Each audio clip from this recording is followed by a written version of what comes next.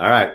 Hey, everybody. Thank you very, very much for joining us again at AmazonSellersLawyer.com on our Facebook page.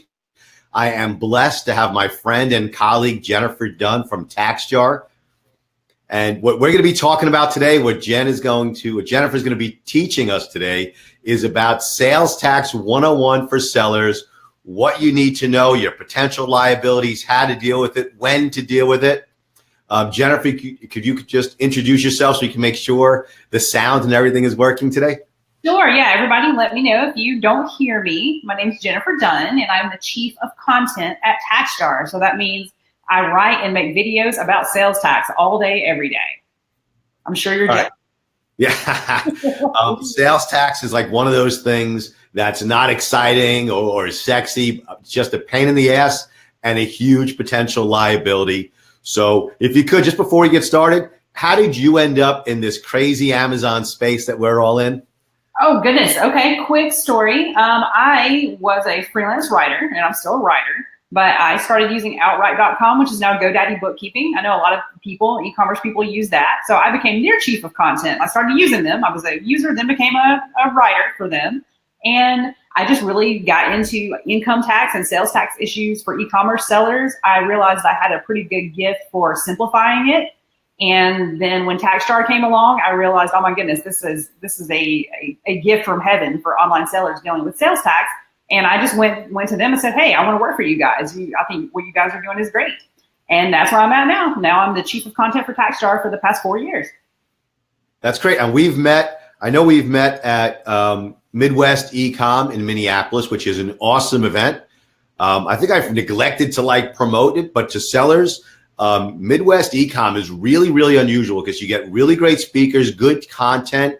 It's incredibly easy to get to. It's like 10 minutes from the airport.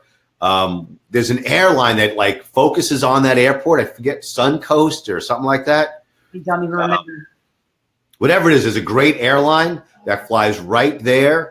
Travis is the organizer, and it's really an intimate event. You get to know and get to meet and really talk hands-on with all the speakers, unlike some of the other events. For sure. Yeah, you get to meet pretty much everybody that's there. If you haven't said hello to the people there, then you haven't been mingling enough, for sure. Yeah, really, really open event, really super friendly. Not that the others aren't great, but I think that's one of the huge benefits of going to Midwest Ecom is that it is such an intimate event and everyone is really open. I don't know why the speakers are friendlier there than at other events, but it's a tremendous event. Midwest Ecom, it's usually July or so, right? July. And I think it's that Midwest hospitality. Just everybody there is nice. The people in the airport are nice. The people in the hotel are nice. I think everybody's just in a good mood by the time they get there. Yeah, really cool event. All right. So where do you want to start? And tell me when to move your slides around. All right. Well, we'll just go ahead and start now. So everybody let us know if you can't see the slides for any reason. But we call this our sales tax boot camp. It's going to be the simplest boot camp you've ever been to. You're not going to sweat or throw up or anything like that. It's going to be good. So basically, I'll just cover the basics of sales tax. I'm going to try to make it as simple as possible. I will go into more detail with things, but this is a lot of information, and I get that. So I have written over 700 blog posts about this stuff. I've written ebooks. So if you watch this and you're still kind of confused at the end of it, first, I will let you know how to ask questions. But second, there are other resources I'll point you to. So you can, kind of go over this at your leisure if this all becomes a little bit too much. But hopefully this will really explain what's going on. And then, of course, if you have any questions, I'll let you know how to get in touch with us. I got to tell you, this is also, I see this I'm a lawyer. I wear a tie a lot, but going shopping for suits just sucks. Buying shoes sucks. There's nothing fun about it, but you got to do it. So as the sales tax increases and as Jennifer starts talking to you guys, this is not one of the fun aspects. It's not sourcing. It's not like promotions where you enjoy it, but you got to know this stuff to avoid liabilities. Exactly. And it's not profitable. That's kind of the worst thing. Most things, if you get better at them, if you exercise a skill and get better, then your business makes more profit. The sales tax, not so much. If you're making a profit on sales tax, you're probably going to be in trouble. Don't do that. All right, next slide, CJ. And you know what? I think this next one's just going to be a big old picture of me, so we can. Do it. Pump yourself. Tell them how awesome you are. Well, that's me, Chief of Content at TaxJar. Like I said, been doing this for 9 years. I think it's 10 years now. I think I need to update that slide. I've talked to thousands of sales tax pros, sales tax auditors, and thousands of online sellers about sales tax. So I just, have a lot of information about this. I want to share it with you as a way to A, make you feel better about it, and B, just help you make good decisions about sales tax. All right, slide. Yeah, CJ is my lovely assistant today, you guys. He's going to be my slide for me. I'm sure it's probably been a while since you've been someone's lovely assistant, CJ. You're the man. I don't think I've ever been lovely. I've assisted a lot of people, but I'm never lovely. But I'll take it. Just take it. Take a compliment. Okay, so these are the folks I call. All these slides, right? There's never a bald guy as the model. And that's not my fault. My dad's a bald guy. I respect bald guys a lot. But, the designers they're trying to find these models, whatever. Okay, so the people I talk to every day, hopefully it's going to sound like people like you. You're probably a multi-channel online seller. Now, you may sell on just one channel, just Amazon, just eBay. But most people, you try to spread out the risk and the reward. You want to be educated, but you also don't have 2 hours to sit down and just really learn the ins and outs of sales tax. You just want to sit down for, have lunch, eat some lunch, listen to me talk, and then get sales tax over with, which I get. Probably sales tax is being collected in different accounts. So maybe you're collecting via Amazon and that's going, right to your bank account. Then you're collecting via eBay and that's coming out in your PayPal disbursements. And it's just, you got a lot of sales tax flying around. And also when you file your sales tax returns, you're finding out a huge frustrating waste of time. It takes too long and it's not profitable. Go, slide, CJ. I'm sorry, I had you spellbound with my words about sales tax. So this is seriously. I'll tell you, I love working with other people in this space because I learn all the time, and I think that's one of the things that sellers are really good at. We're good at what we do in our niche. We do a ton of plans of action. Here's my little self promotion. We do a ton of plans of action that have nothing to do with the law, but we are the world's best at doing it. We're the only company with a team of college-educated Americans writing the plans of action. But when you go to the events or when I interview people like you, I learn. I need to know about sales tax too, in terms of answering our clients' questions. So if I'm staring at the same screen you guys are, I'm watching the slides. Yeah, he's learning. Now. Well, hopefully, CJ, maybe you're not like this, but most people are just I want sales tax to go away, make it go away, make it stop. Because once again, not profitable. I can't say that enough. It's a hassle that you have to do, but it's not profitable for you. All right, so let's start digging into just the basics of sales tax. So hopefully this will, this, you might know this, but you might learn something here. All right, let's move on. First of all, with sales tax, chaos prevails. So what do I mean by chaos prevails? Go to the next slide, CJ, and I'll show you what I mean. You mean chaos in our government? Chaos with our new president? And I try not to express my political feelings at all. But I'm in New York on the East Coast, and my real estate taxes are through the roof. So I'm not pleased at all with our president right now. And that's a state tax. Not a state tax. That is a state tax. And so that's what I was going to say. Chaos prevails. There is no federal sales tax. The IRS has nothing to do with sales tax. A lot of people are surprised to learn that. But sales tax is governed at the state level. So that means there are 45 states and Washington, D.C. all have a sales tax, but they all make their own rules and laws. So some of those are similar, but a lot of them are different. The things that vary are what creates nexus, which is a topic I'll get into in a minute, but also what products are taxable. For example, CJ, you're in New York. Well, if you go over to Philadelphia to buy clothes, clothing is not taxable in Pennsylvania. So that's super nice, right?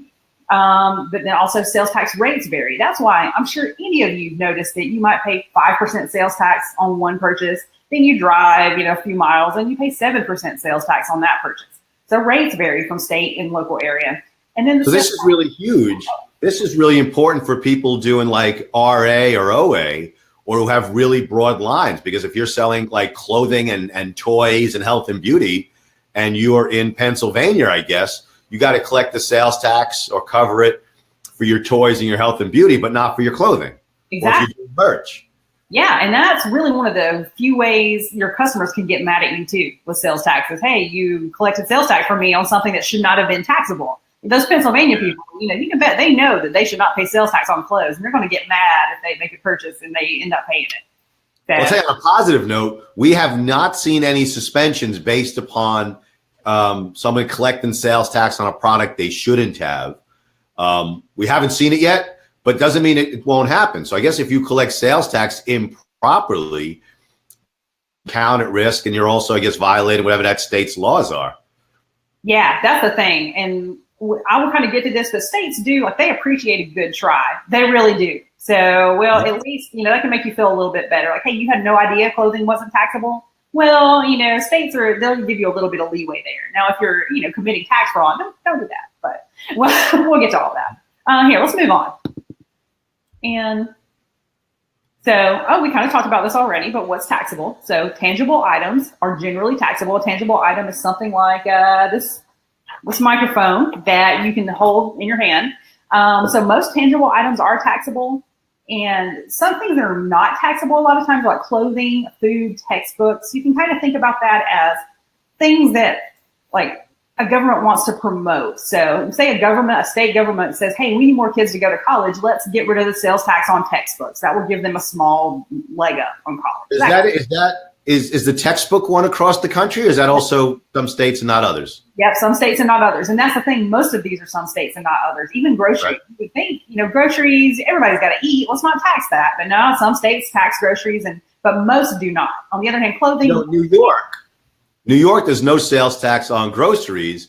But if it's something like candy, some kind of bullshit, it's not really nutritional, it is taxable. Yeah, it's true. And that's, once again, that's kind of like the government trying to make policy saying, hey, if you buy that crappy candy, you got to pay tax. So if you buy this delicious, carrot, then it's not taxed. So, yeah. I think we get taxed on textbooks. So in states where you don't, and we represent a ton of textbook sellers, we were involved in litigation where the big giant publishers are going after the little guys. And sales tax, it's a big issue. Identifying which states tax. Is there an easy way, or does TaxJar have like a chart or some easy mechanism to deal with this?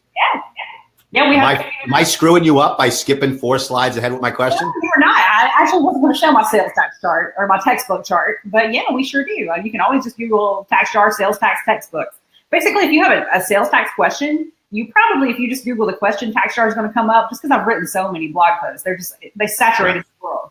But if you have a question, just Google TaxJar, my question, and a lot of times you'll find the blog post about that. You ready? You just put on the spot real hard. You ready? Yeah, try to make it simple there. Is there a particular email address that I should put up for people if they have sales tax questions? Yes, just support@taxjar.com. Make it simple. All right, here we go. Sure. Yeah. You sure? Yep. All right, let's see now.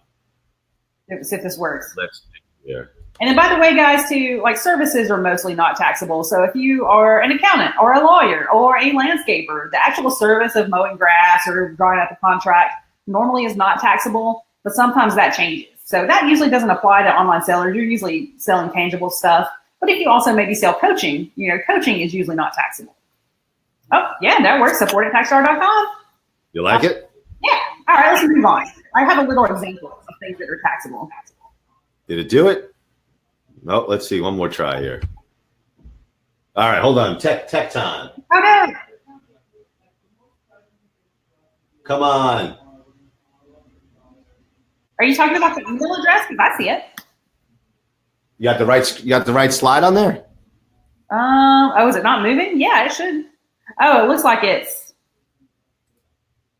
Oh, here we go. Next. There we go. There we go. Got it.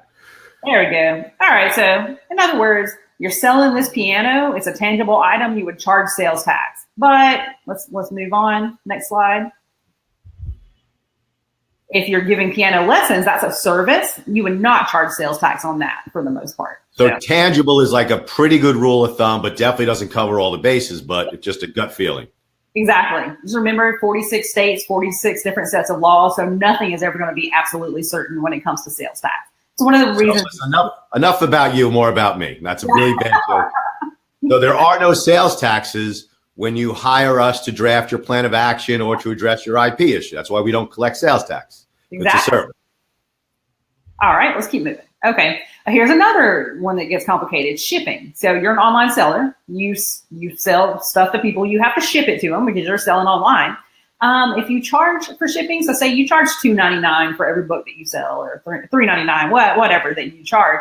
In some cases, you're required to charge sales tax on those shipping charges, that $3.99. And in some states, you're not required to charge sales tax on those shipping charges. Once again, the state makes that rule. They can decide to do whatever they want. And so that's just another thing that you want to double check before you start selling online. And it just does it matter? Does it matter if you're charging more for shipping, like shipping and handling, than it actually costs? So that's more of an income tax thing. I know a lot of people ask about that, but no, it's basically just what you charge to the customer. So you charge less than it costs, you charge more than it costs, but it's just what you actually charge to the customer is what you would charge sales tax on. Can sellers just build it into their price in an easy way without hurting themselves? The easiest way to deal with sales tax on shipping, in my opinion, is just don't charge for shipping. Just, hey, free shipping, and then that way you don't have to look at this map and figure out which state sales tax shipping is taxable. But sometimes that doesn't work for you. You might sell pianos. You don't want to do it then. All right. So what is taxable? Let me go through a few examples. CJ, have your finger on the button because we're going to go pretty fast through this. All right. I got you. I'm ready. All right. It'll go. Oh. All right. Next. Why is this taking so? It's not going. Oh, there it is. How's that? Yep, that works. Okay. Once again, tangible property, lamps, coffee cups, things like that, taxable. Clothing. Sometimes taxable, sometimes not taxable. Groceries, same thing. Mostly not taxable, but some states tax groceries. Shipping, same thing. Mostly taxable, sometimes not taxable. Okay, this bagel. Let's say we're in New York. We're at CJ's office, and we go outside to the corner store and we buy this bagel. Right now, this bagel is considered a grocery item. If it's not cut, it's not it's not ready to eat yet, so it's not taxable in New York. But go to that next slide, CJ. Uh-oh, here we go. Yeah. But look, we have the guy at the bodega cut our bagel in half, and we put some good schmear on it. It becomes taxable because now it's prepared. You're so Midwest. You're so Midwest, okay? First of all, no one would go to a bodega to buy a bagel. You go to a deli. And I don't think even bodegas sell bagels, okay? You go into like your deli maybe, but you go into your bagel shop, all right? Okay. And all right, got to clean this up from Midwest to the West Coast, okay? Okay. I'm from the South, actually, so I do love me a bodega. Right. So just another thing to remember, sales tax is a pass-through tax. That means you're a seller, you collect it from your customer, but then it doesn't stay in your pocket. You take it right back out of your pocket and you send it to the state. So basically just think of it passes through your fingers and then it's not yours.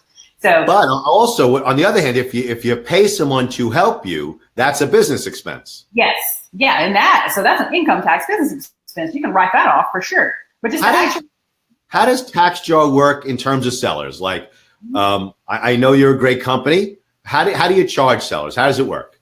It's really easy. So what we do is TaxJar is after you've collected sales tax, you go and you're trying to fill out your sales tax form and it's just complicated and it's taking you hours and you're just having to, because sales tax forms require a lot of data entry and input and a lot of math and slicing and dicing.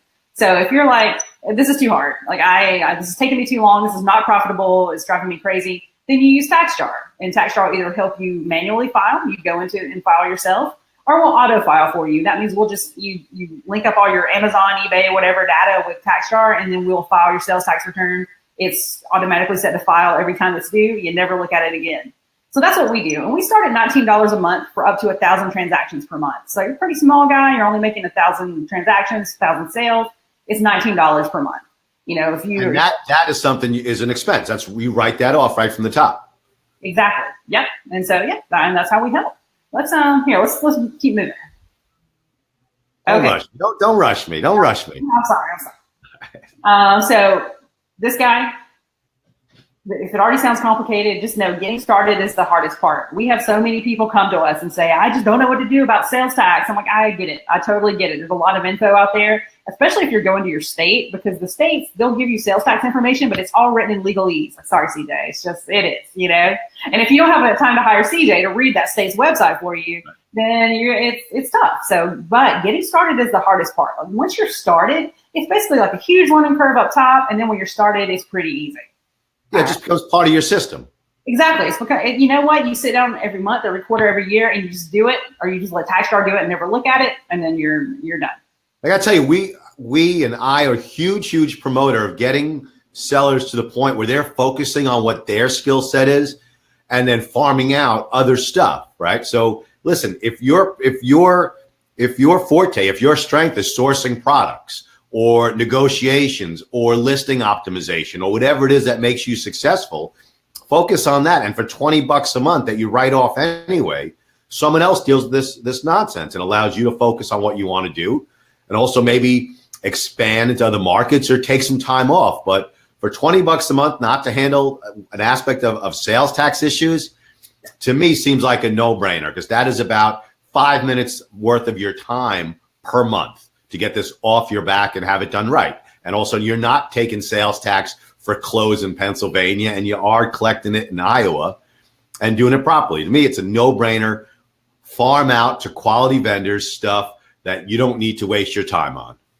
I mean, that's true. So CJ, like, this is interesting. We always said that TaxJar saves customers 5 hours a month on sales tax. That way, we had done a survey when, we were a young company, maybe had 2,000 or 3,000 customers. So we did that survey 5 hours a month. And I always thought that was a great number. I'm like, that anybody should want that. Like, you're a CEO of a company, you should be making $200 or $300 an hour. You're saving, that's $1,000 a month you're saving. Right. That's $4. $4 to get this headache off your desk. Yeah. But then we did another survey when we hit 10,000 customers. We did a second survey, and I was like, well, I hope they're still saying 5 hours a month. Even if they say 2, I'll be happy. No, then people started saying 25 hours a month. I was like, wow. So right now we save our customers 25 hours a month on this stuff. So that's pretty great. Like, I'm pretty excited about that. And you definitely savings of time. Yeah. And so on the other hand, like, to qualify that, we have a lot of very upstream customers now. So, I mean, that's kind of part of it. But, even it just depends. And this is very individual to your business. It may take you an hour to do your sales tax returns. It may take you 5 hours. It may take you, there's some states that are pretty simple. It may take you 5 minutes. Then don't pay TaxJar. If it's going to take you 5 minutes and you don't want to do, and you don't want to pay, then that's fine. All right. So let's go over the next big thing about sales tax, which is nexus. Nexus. This is such a hot topic. Yeah. Oh, yeah.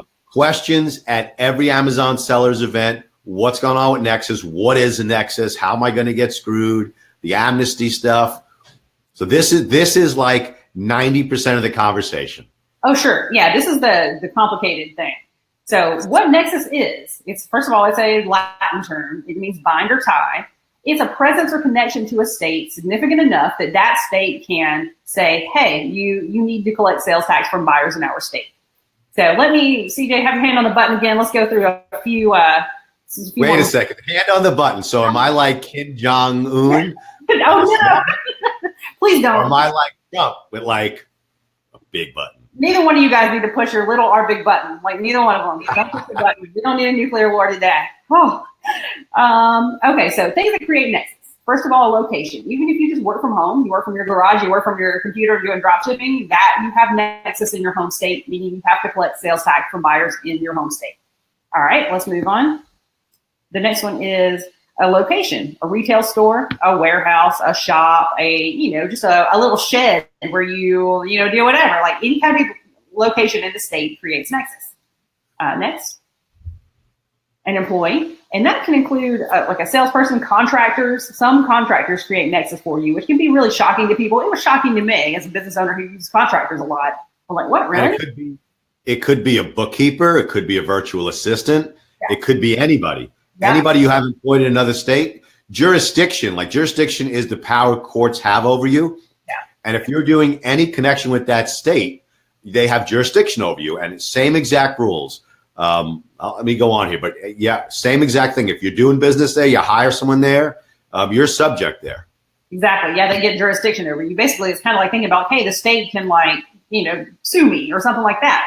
Hopefully they won't. Like, that's a big ask, but they have jurisdiction over you. Another one is salespeople. So a lot of, if you're really getting big and you're sending outbound salespeople to go make deals in other states and things like that, your salesperson employee, that creates nexus for you.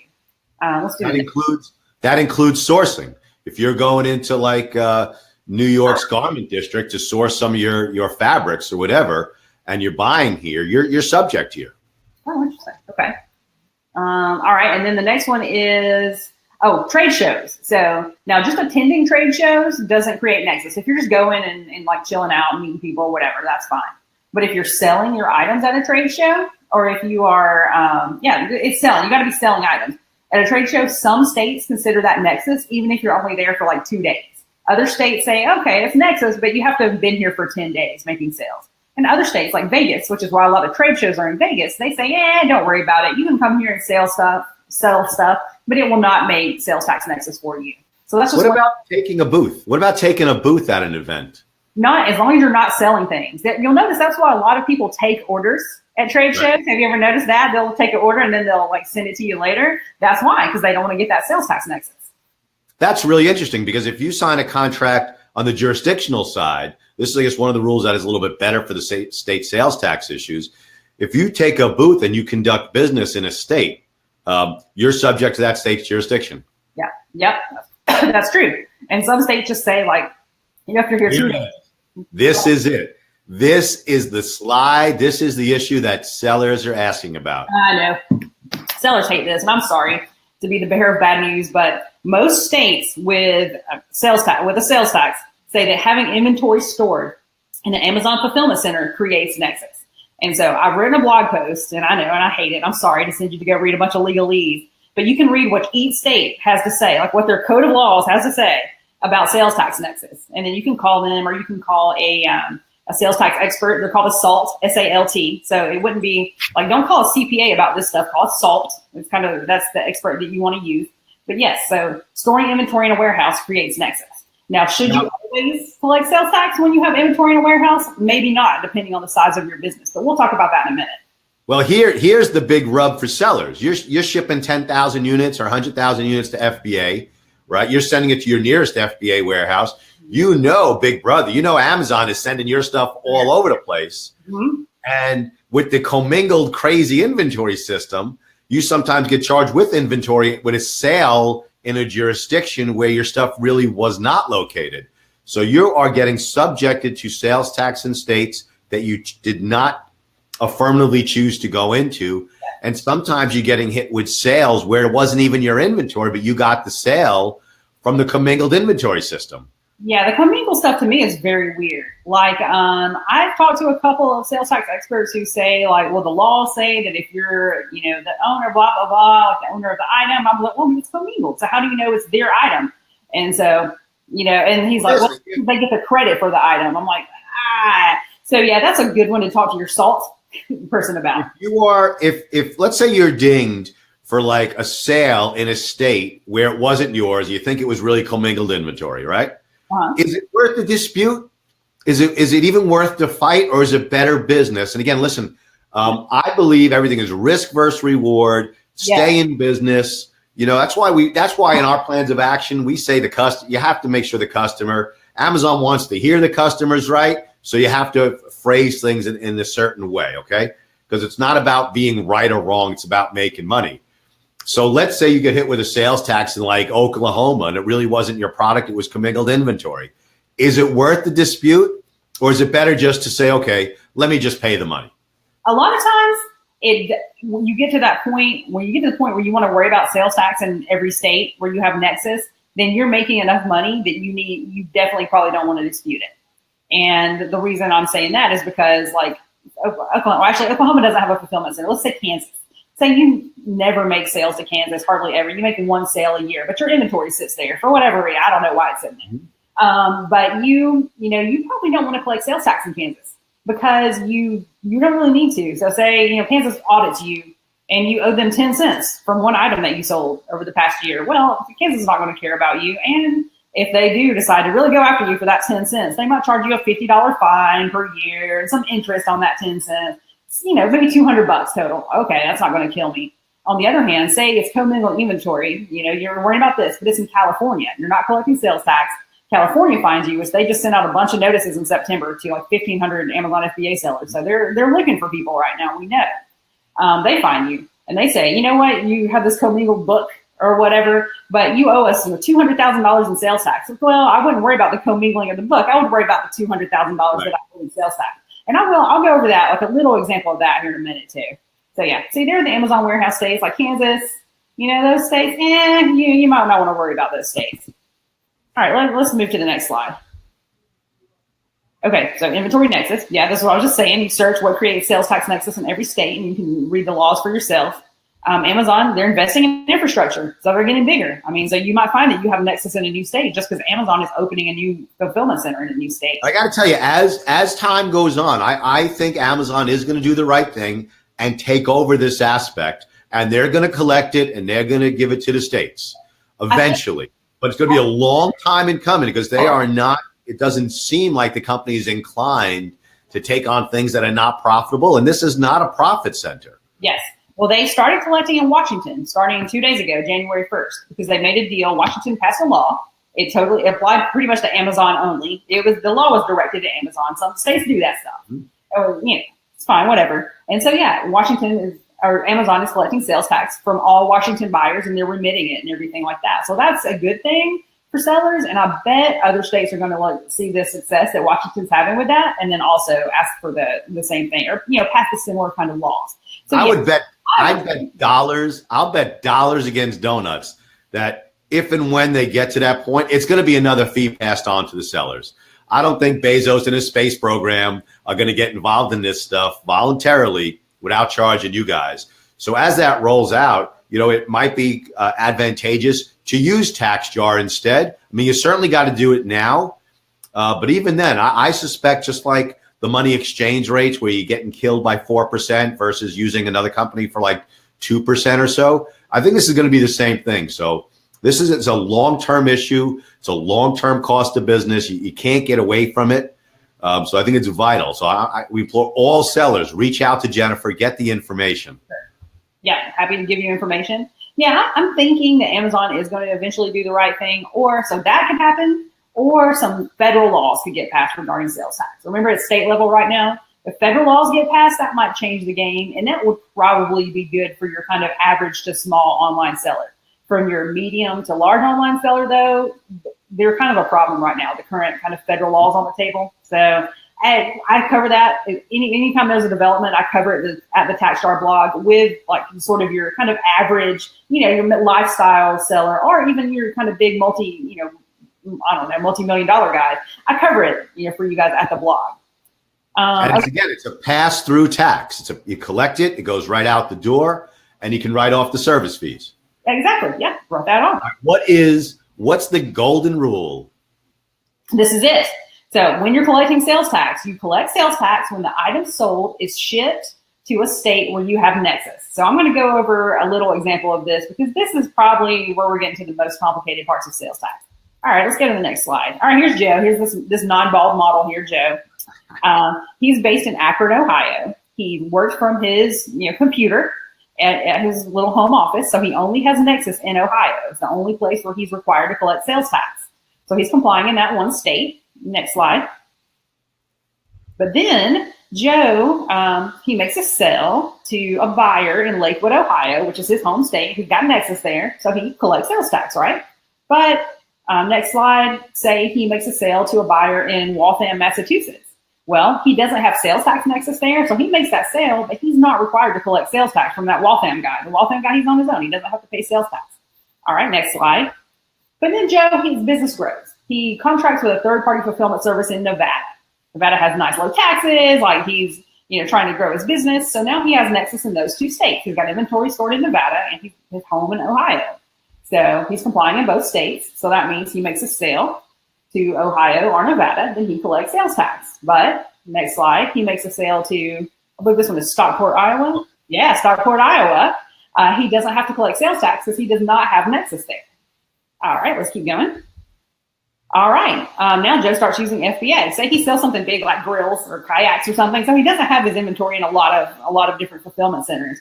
But he's got nexus in these 6 states. He's complying. All right, next slide. All right, so he makes a sale from any of those 6 states to any of those 6 states. He collects sales tax.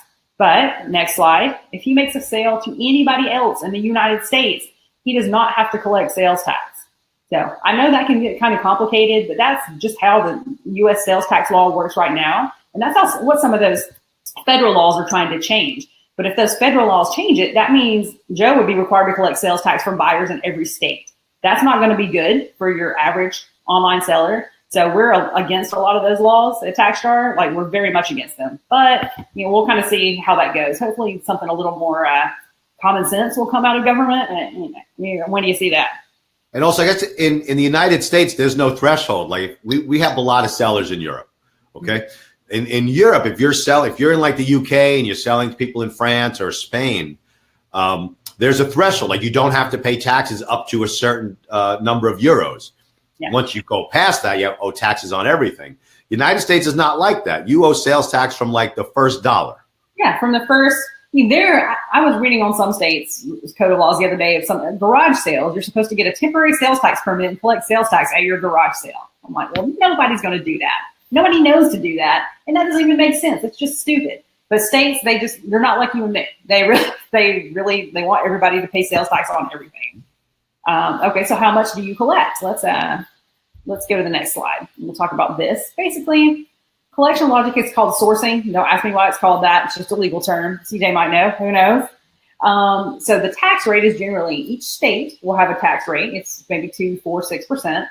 Then local areas will have their own tax rate. So a city tax rate, a county tax rate, maybe like New York, you guys have your Metropolitan Transit District, I believe it's called, for the subway. So it's kind of everywhere the subway goes in the buses, then people pay that sales tax. And so like maybe education district or something. It's just like a tax that goes over many districts. So that's why you might pay 7.25% sales tax in one area and then only 7% in another area. Maybe you went from a city sales tax to a county sales tax. So that's a long story. The state where the item is shipped determines the sales tax rate. Now, this is the most complicated aspect of sales tax, and I'm just going to go ahead and tell you, you can zone out if you want to, because Amazon, Shopify, eBay, Walmart, a lot of these guys, they take care of this. But it is good to know if you want a complete and well-rounded sales tax education. There are two types of sourcing. Origin-based is very uncommon. It's where you only have to collect sales tax at your home rate. So you look it up, your home rate is 6% where you live or where your headquarters is, then you're only required to charge that 6% sales tax from everybody in the whole state. Nice and easy. Most states, though, are destination-based. And this is where sales tax is a lot harder for e-commerce sellers than it is for a brick-and-mortar seller. Destination-based means you're a seller, you make a sale to somebody 2 towns away, you make a sale to somebody across the state, you charge the sales tax rate at their location. So you might charge 7%, 9%, 2%, 3%, 5% all around the state. And that's just when it starts to get pretty complicated. Fortunately, Amazon and other folks like that, they collect the sales tax on your behalf. So you don't have to go look up what is the sales tax rate in this city and plug it in yourself. All right. Let me do a quick, let's move on, CJ. I'm going to do just a quick example. So Texas, you're lucky if you live in Texas. It's a big state and it's an origin state. So that means you live in Irving, say, you only have to know the sales tax rate in Irving. Everybody else in the state, you just charge them that 8.25% Irving sales tax rate. You forget it, you're done. That's just you're located in Texas. And you're selling to someone else. Yes, exactly. Yeah. Only then. So don't take it any further than that. Let's go to the next slide though, because we'll do New York, where CJ is. And New York, of course, is one of those complicated destination-based states. So that means, say you're in Stanford, but you make a sale to somebody in Buffalo. Well, in this case, the Stanford sales tax rate does not matter a whit. The only sales tax rate that matters is the Buffalo rate. So you would charge your customer that 8.75% Buffalo rate. We have tremendous differences. Where like New York City has extra taxes, Nassau County has extra taxes, upstate is different. New York is really complicated. New York is complicated, and there's a clothing thing component in New York that's very complicated. But yeah, that's all on the TaxJar blog. If you live in New York, it's kind of worth it to read up on that. Okay, so let's talk about selling on Amazon and sales tax. Here, let's move on to the slide. So the good news is, like I just said, Amazon collects for you. You basically have to give it some instructions, but then Amazon has got your back. So you don't have to worry about that destination-based sales tax sourcing and all that, like, thank goodness. Of course, it costs 2.9% to have them collect. And that's just everything in Amazon is going to have a fee. Product tax codes, these are important because, remember we were talking about clothing in Pennsylvania? Basically, when you're setting up your Amazon sales tax, put in your product tax codes. Otherwise, Amazon won't know that that's clothing and that they shouldn't collect sales tax to a buyer in Pennsylvania. So always make sure you say what's clothing, what's groceries, what's your baby items, Bibles, things like that. Like you need to put in your product tax code. Slide.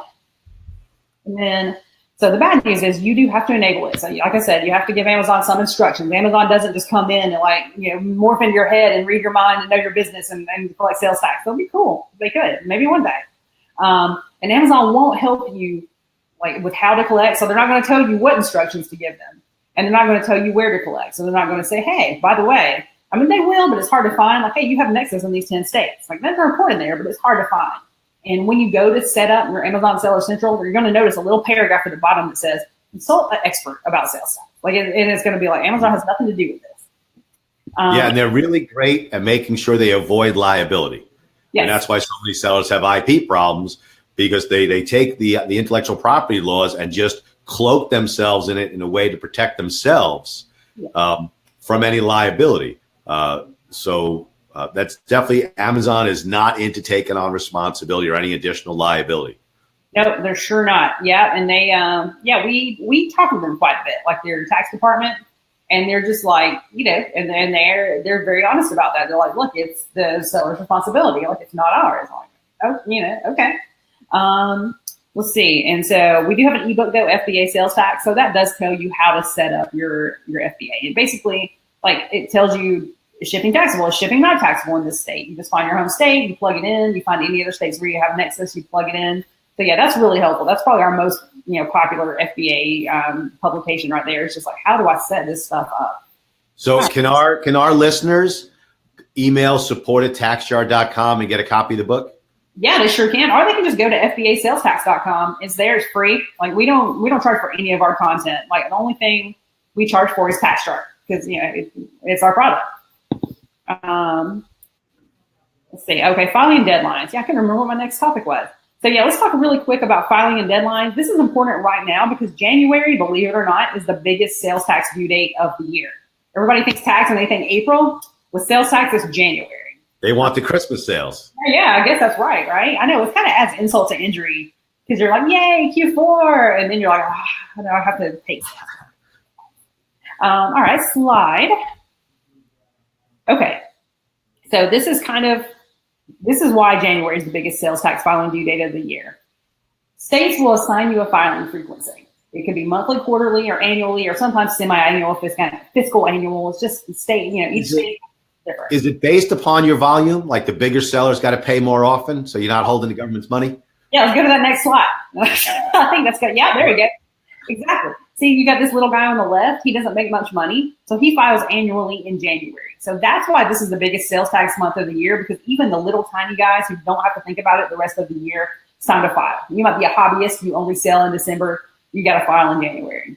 So, but then this lady in the middle, she sells a middle amount. She's making a living at this, or she, it's a good side hustle for her. She files quarterly. Most people file quarterly.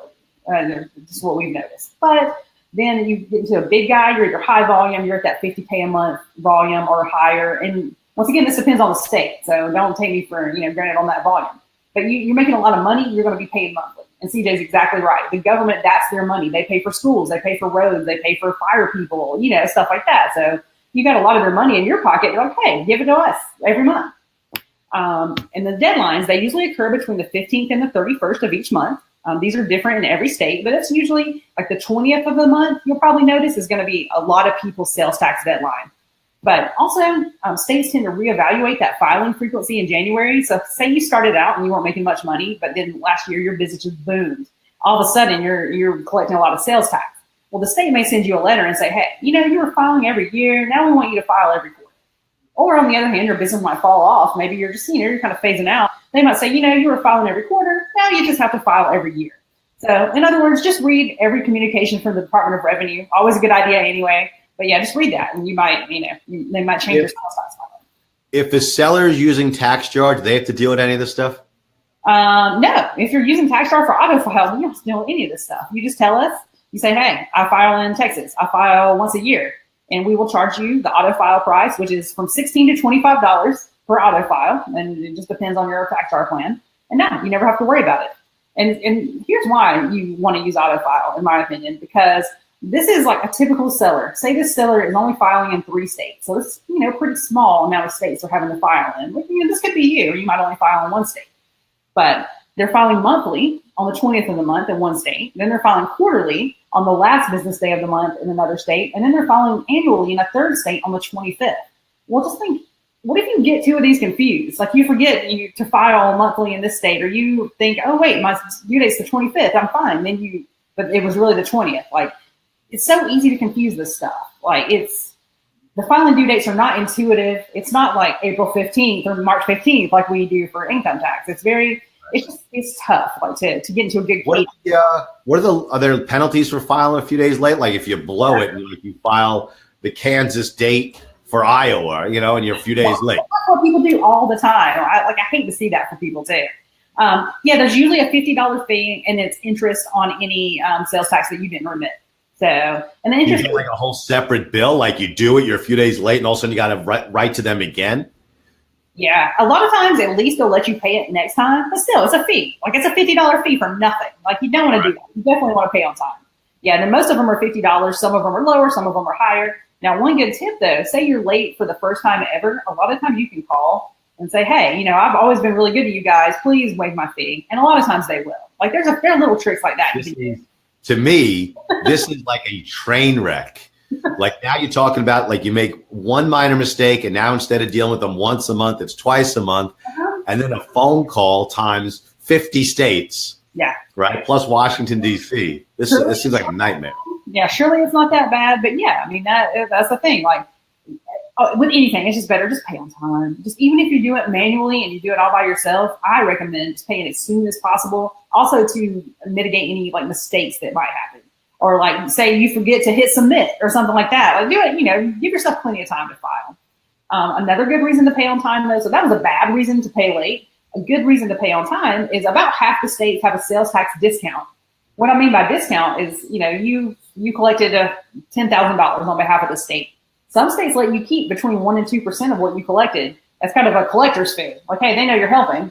So yeah, and a lot of times it has a threshold. It might cap out at $100 or something like that. But hey, that's $100 that you didn't have before. So always take your sales tax discounts. And if you auto file, that's pretty cool. But some of our sellers are working on such small margins that 1 or 2 points, could be meaningful. Oh yeah, for sure. Yeah, 1 or 2 points is good. Yeah, and then the other thing about margins is like, say you decide I'm not going to collect sales tax in any state. Come get me, tax collector.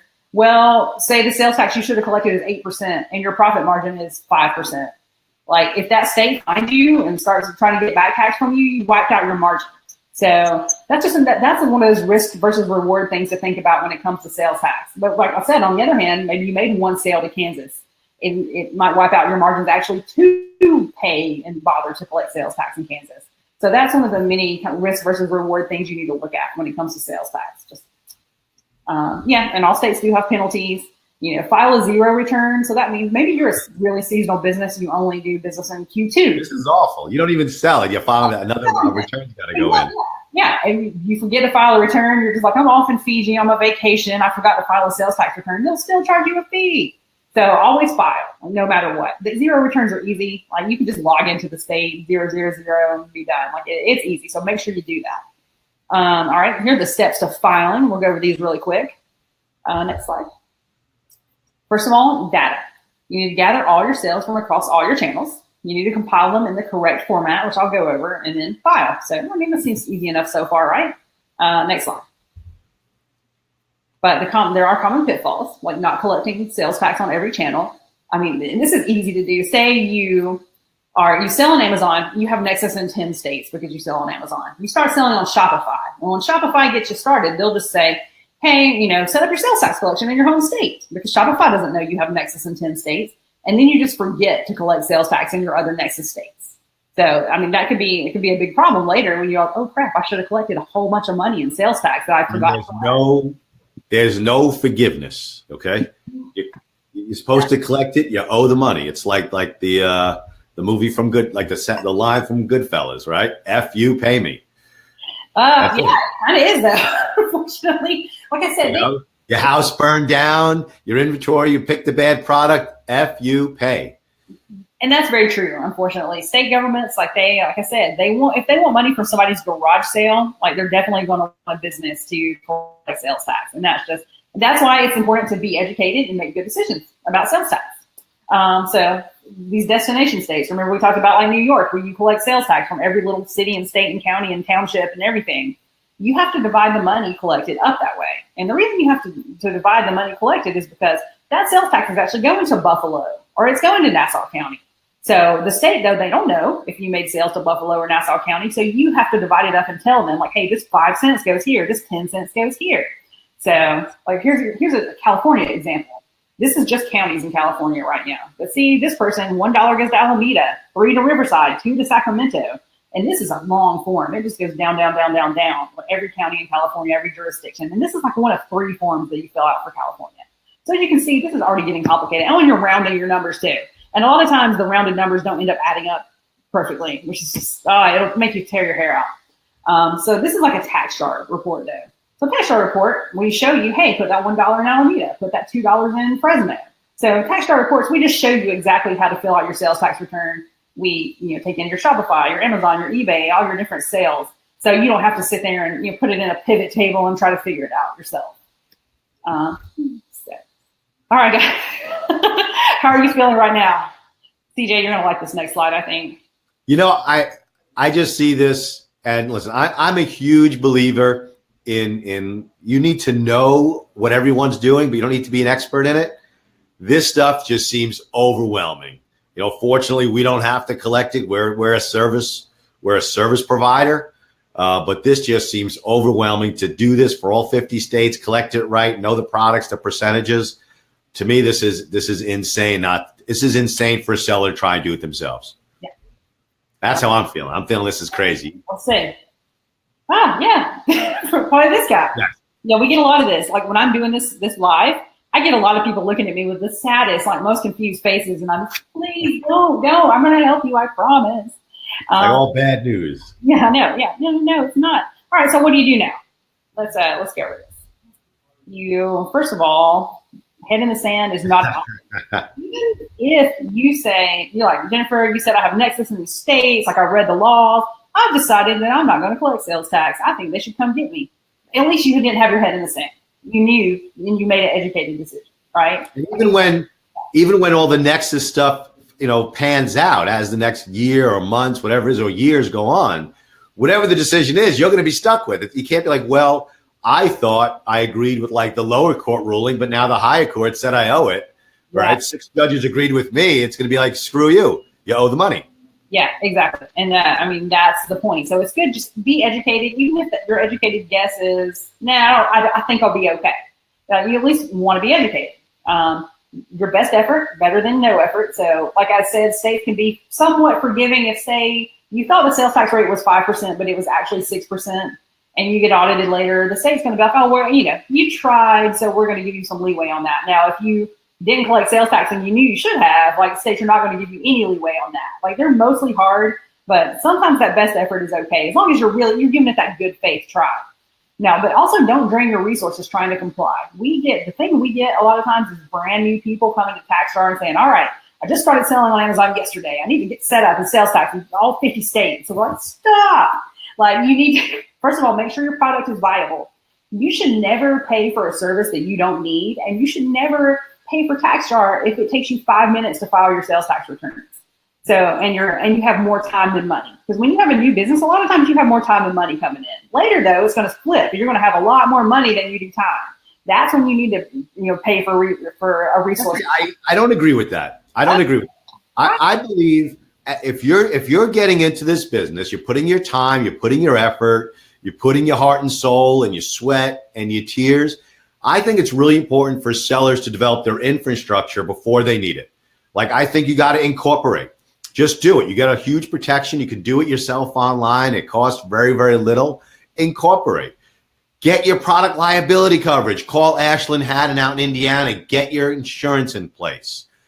I believe set up TaxJar before you need it and have your infrastructure in place so that you don't have problems in the future. You could focus on growing. And if you're putting your time into it, these are all like minimal cost. Your insurance, your TaxJar, right? You want to make sure you got infrastructure in place, right? And then grow from there. Because if you wait till you're doing $5, $10, $20,000 a month or more to go back on this stuff, that's where you're going to run into big problems and big bills and costs. So state tax, you got to take care of it. Product liability insurance, you got to have it. Certain infrastructure, I believe, just like you got to buy a brand new computer to get started so you don't deal with crashes and that kind of stuff, and a bank account and a tax ID number. I think this is one of those infrastructure things that you got to have at the get-go. If you don't have it yet, get it yesterday. If you didn't do it yesterday, get these things, these basic things about being a business person today. Stop what you're doing, get your insurance, set up TaxJar, minimal cost. That's my belief. What we generally tell people is, hey, try to do it yourself. And that's one reason we say that is because a lot of people who've never filed a sales tax return will say, well, what does TaxJar do? Like, what does it do that I can't do myself? And so that's why I say, try to file it yourself. 50 times? Yeah, I know, right? Exactly. But, you're small. Maybe you're like Joe, and you have sales tax nexus in Ohio. You file once a year, try to file it yourself. You're probably going to find, unfortunately, that it takes you a long time and it's complicated. That's why I say get started early. And that way, like, oh, this was harder than I thought. Well, then you can quickly sign up for TaxJar. It takes like 30 minutes if at most to import your data. And that's if you're a high volume seller. So sign up for TaxJar and then we'll do it for you.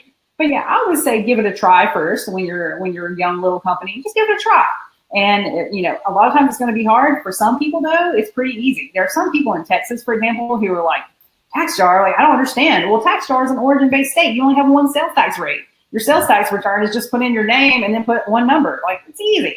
But most states are going to be like New York, and you have to put every city, county, special taxing district, like California that I just showed you. So it's just going to take a long time. And yeah, definitely use TaxJar then, because you don't want to waste your time on non-profitable sales tax. All right. So how do you get started? First of all, comply in your home state. You always want to comply in your home state from the very get-go, from the moment you start selling at retail. Because first of all, it's just easy for them to catch you. And sales tax audits are rough. They're rougher than income tax audits because they have to go over with a fine-tooth comb every transaction. It sucks. Then enable sales tax collection once you've registered for a sales tax permit. Then you file and pay sales tax when the due date rolls around. And then, of course, use TaxJar if it's taking you too long. Now, next step, though, is branch out to new states. So we've been talking a lot about California. Just they're really on my mind because we're getting a lot of questions about them because they send out all these notices to FBA sellers. But say you've been selling for 2 or 3 years, you were not collecting in California. Then you kind of go back and look and say, I should have collected a whole lot of sales tax in California. Well, then you branch out, you can start collecting there. You can also do something called a voluntary disclosure. A sales tax expert, a lawyer, they can help you. And a voluntary disclosure is basically where the state will get your information. They'll figure out that you owe the state, I don't know, $12,000, let's say. And that's a pretty small number. And then they go to the state and say, hey, I know a guy, he owes you $12,000. How about we make that number $8,000 or $6,000? And then they'll comply from now on. And they'll just try to kind of, make a deal on your behalf. And so that's a voluntary disclosure. And then after that, start collecting sales tax on all your channels for your Nexus states. So remember, you have Nexus, in 5 states through the Amazon. You also have to collect on Shopify, on eBay, etc.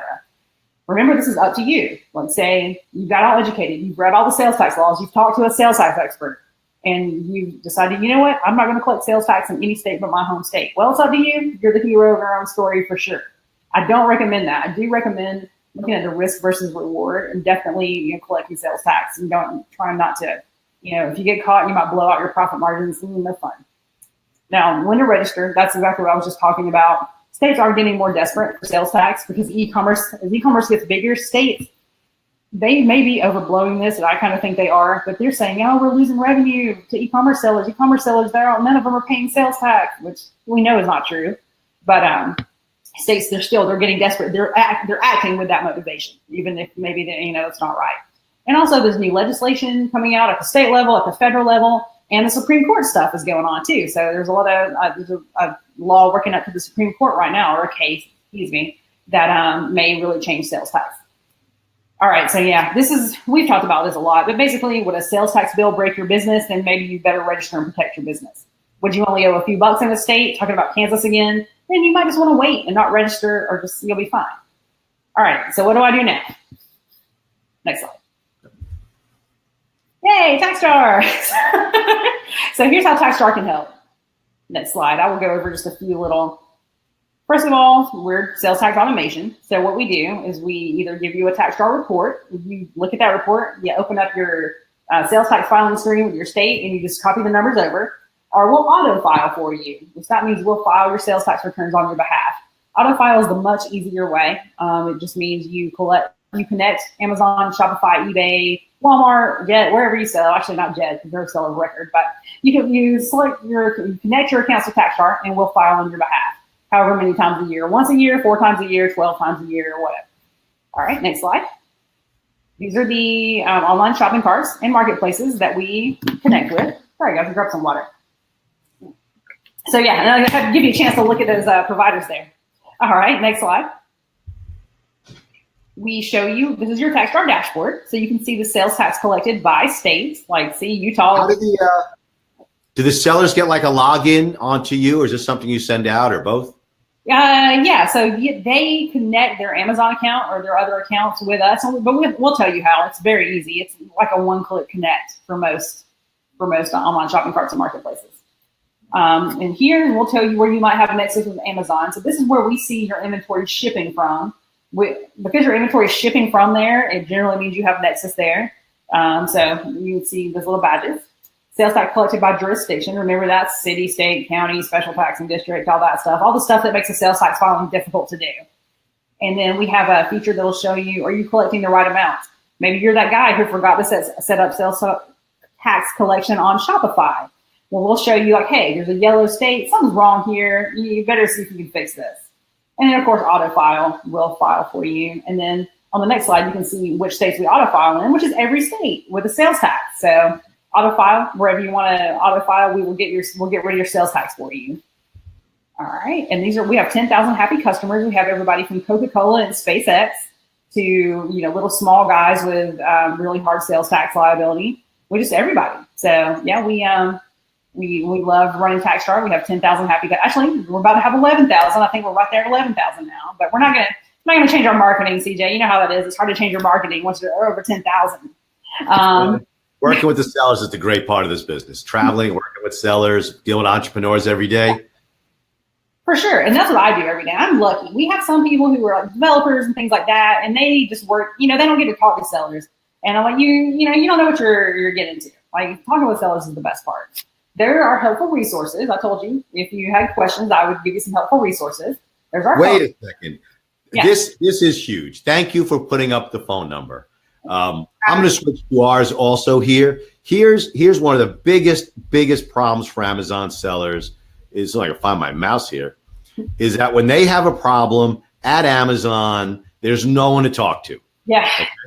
There's no one they can talk to. So by giving the phone number, Amazon sellers, you have a problem, you can actually talk to somebody. And that's huge when you're stressed or you need help. Oh, yeah. So thank you for putting up the phone number. Let me show the email address. I'm showing this is our number. You need someone to talk to walk you through a plan of action or a sourcing problem or an IP issue. Okay. You have someone to speak with. Okay.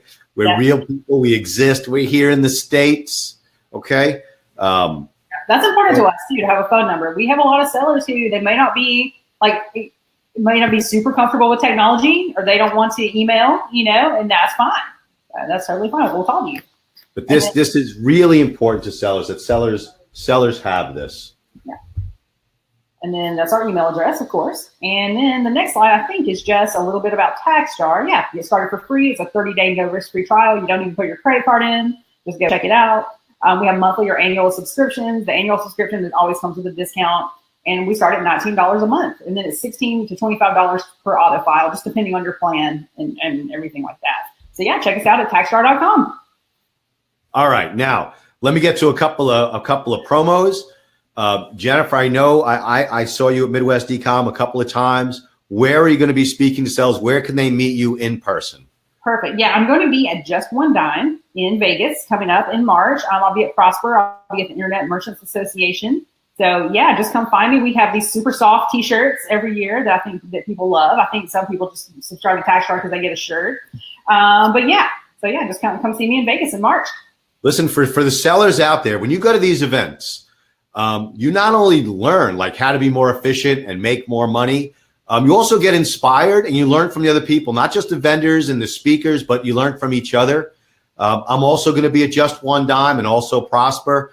And in the ASD event, it's a sourcing event.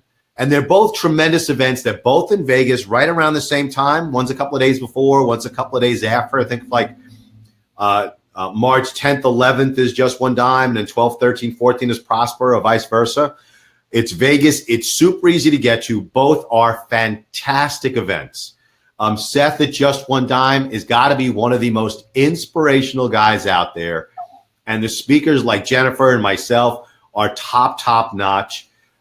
Prosper at the same location, same city, but right next door to the ASD event in the same the convention center there. Also is going to have like 3 different tracks, really great for advanced sellers. So I implore you, if you can go to these events, go. You will learn. You will get inspired. You can meet Jennifer in person. I'm also speaking there. But Just One Dime and Prosper, March in Vegas. Tremendous events. Jennifer, thank you very, very much. Any sellers have any issues, email me. I almost made it through without hacking in the microphone. I apologize. It's that time of year. Everybody's kind of coughing. Also, I want to just again let you know, in Hong Kong at Global Sources, I'll be speaking in April. Tremendous event. Also coincides with sourcing shows in the Canton Fair.